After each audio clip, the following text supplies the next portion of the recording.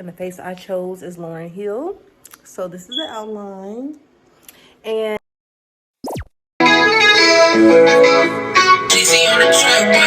created with a purpose, purposeful creations. I paint what I see, design authentically purposeful creations. I paint what I see, God is using me. Created with a purpose, purposeful creations is me. Yo, yo, yo, welcome back, YouTube. I hope you all are having an amazing day. I am doing another painting. It's going to be similar to a painting that I already did. However, someone paid me to recreate that painting, but using a different face. And the face I chose is Lauryn Hill. So this is the outline. And the reason why I chose Lauren, well, really God placed Lauren on my heart, and I didn't even know this, in June, I believe it was June or July, but it's coming up to the 25th anniversary of the Miseducation album. But like, that album, if you've never heard it, I think I'm going to insert a picture right here. If you've never heard that album, you need to go listen to it right now. It's so amazing.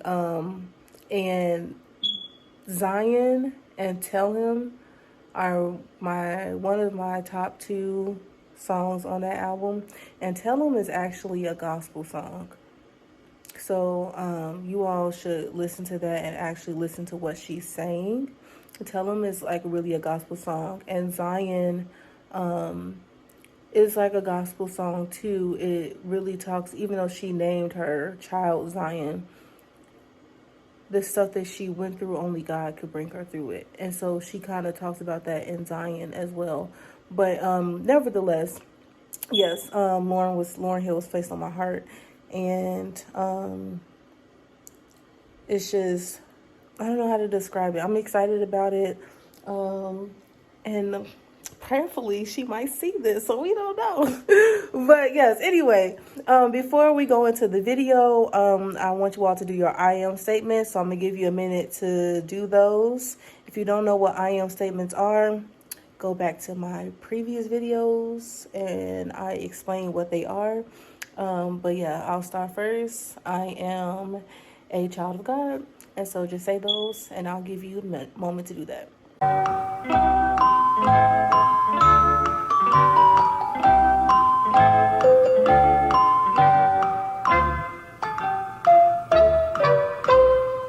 Now that you have said your I am statements, we're going to get into the video. It's so funny. Every time I hear someone read, I guess, my resume or the things that I've accomplished, I always sort of feel embarrassed because they're really not my accomplishments to be proud of. You know, I'm not even a person who speaks well, you know, so to be invited to these types of events always overwhelms me because without the power of God behind everything I do, I really am completely inadequate. I fumble.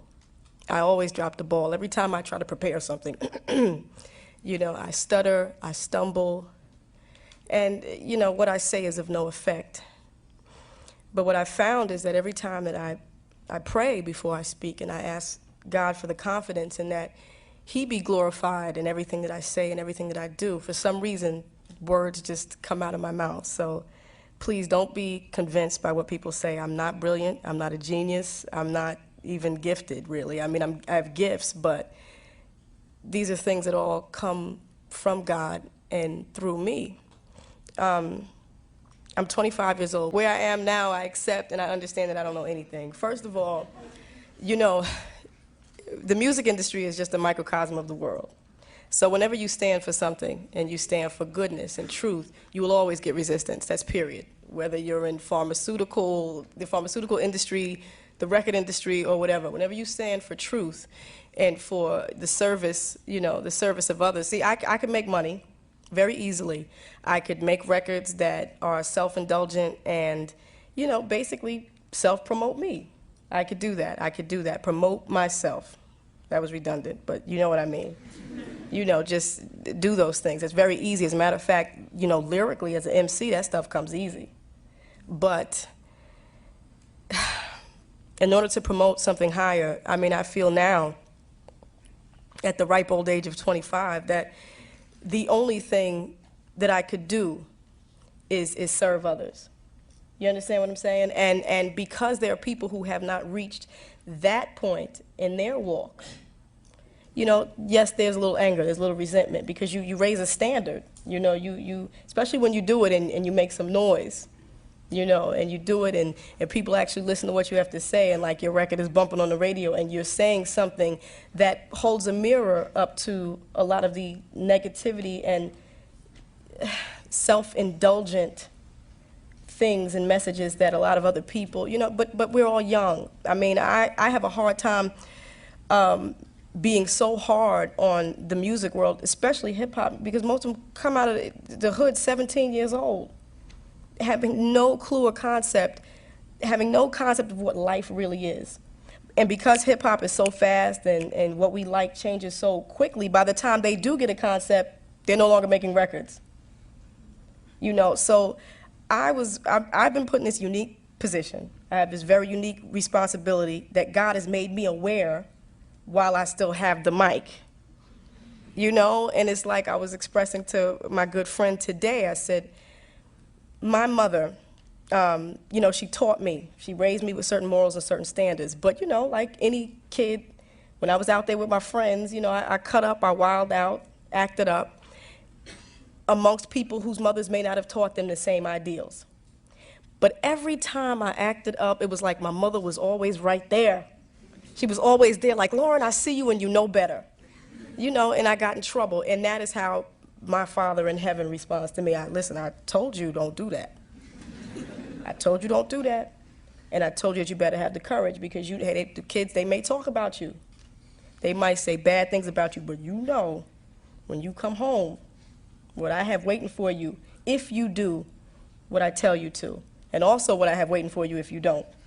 So that's enough for me. You know, that's enough for me. I have reached a place, and I'm telling you, I'm so blessed to have reached this place where, you know, 5 years ago, I was so thin-skinned. Whatever anybody said would just, oh, my God, they don't like this rhyme, and oh, my songs, and you know, and then one day I woke up. And it was like my skin was just, it was so thick, it was impenetrable by those fiery darts. They just had no effect. And I realized that that was a strength and a confidence that only came from a higher source. And, you know, we have to be determined, and you have to know that, for me now, I'm learning that it's more important to be righteous than to be right. I've tried to be right. You know, this is right. This is an injustice. This is a travesty. I'm right. But I've been very unrighteous and still right. Oh my God, you know, because you can attack someone completely right, but it doesn't resolve anything. You know, it doesn't solve your problem. So I understand now that the battlefield and that the war is so much greater than what we see before us. You know, I live in this physical body. This is like my address, like 22 Eder Terrace. I just gave everybody my address, but that's my address. Fight me, no. But this is where I live, you know, but there's something much deeper. Who I am, you know, has nothing to do with, you know, the hair and the shoes and stuff, even though I like shoes. But, you know, it has nothing to do with that.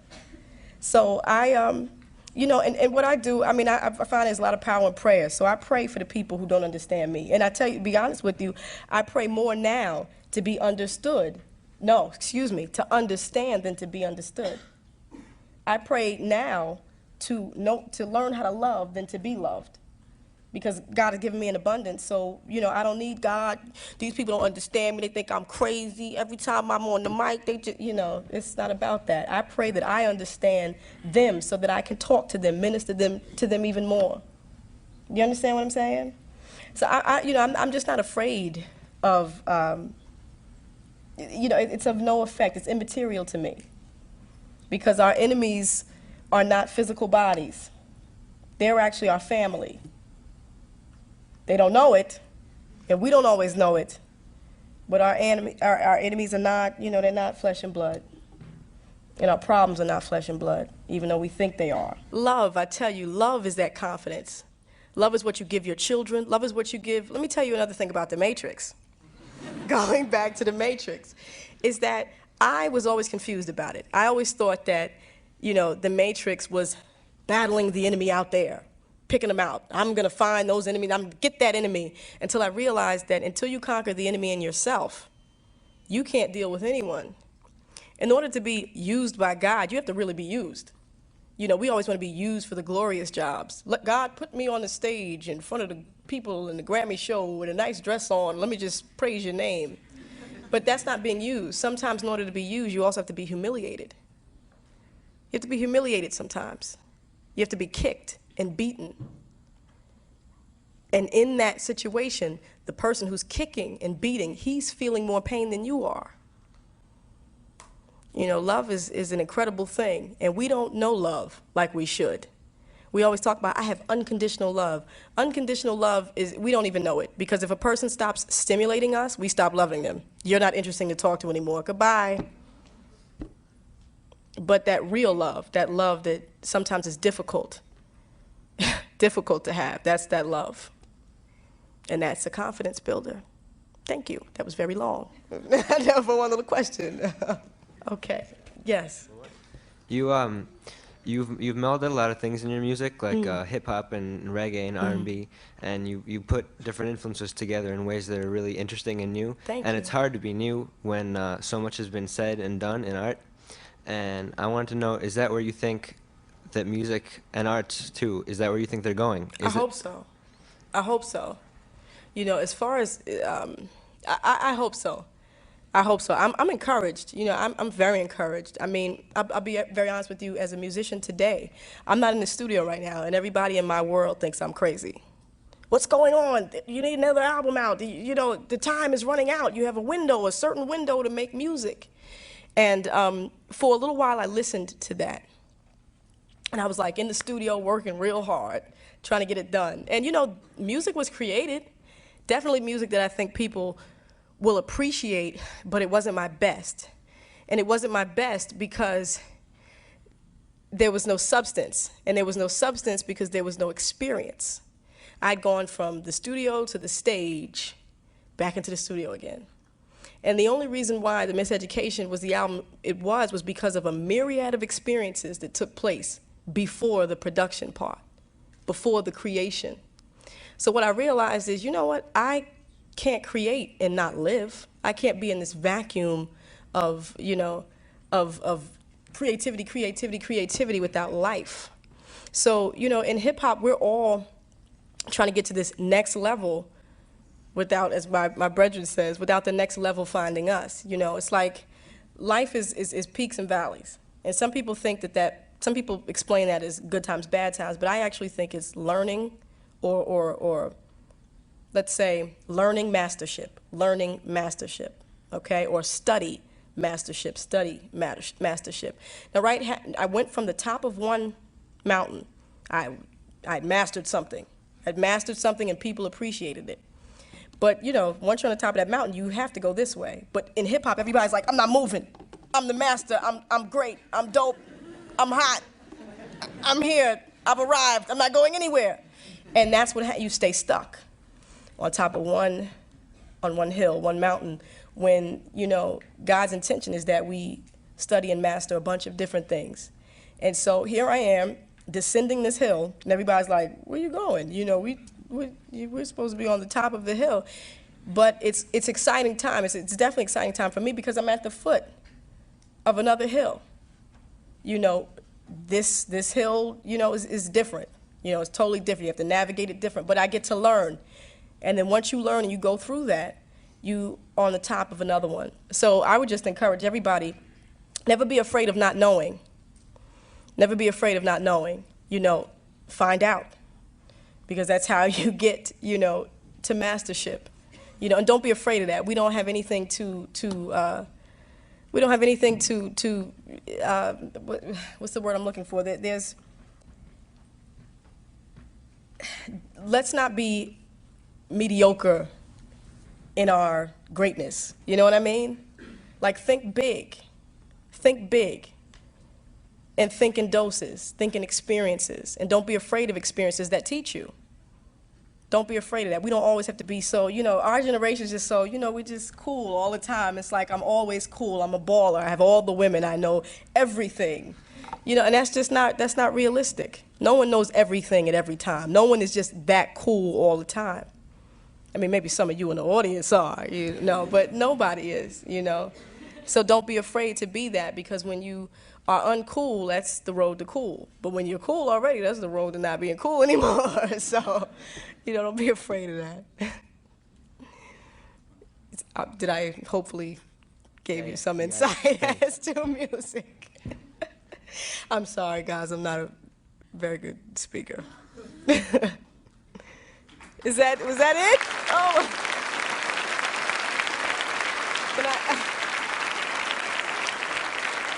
Can I just say one thing? I just want to say thank you for having me. Okay, thank you. I was blessed to be in this room with you guys. I'm excited. I'm excited for you. I really am. Just stay encouraged, and just know that there's a higher force that he knows the way out of the matrix. Everything is everything.